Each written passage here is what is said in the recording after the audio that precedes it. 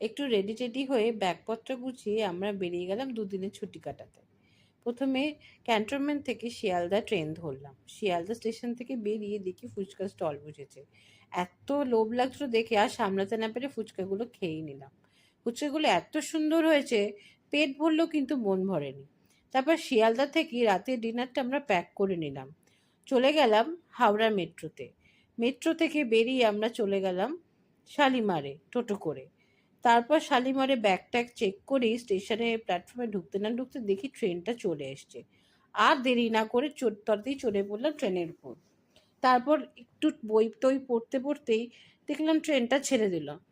তারপর সৌম্য তো আর রাতে ডিনারে ওয়েট করতে পারছিল না, দুজনের মিলে এত খিদে পেয়েছিল তাড়াতাড়ি ডিনারটা করে নিলাম।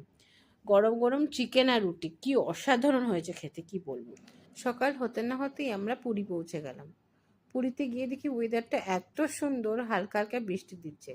তাই আমরা একটু সময়টাকে এনজয় করার জন্য বিচে চলে গেলাম। বিচে গিয়ে এত ভালো লাগছে, সময়টা খুব সুন্দর উপভোগ করলাম।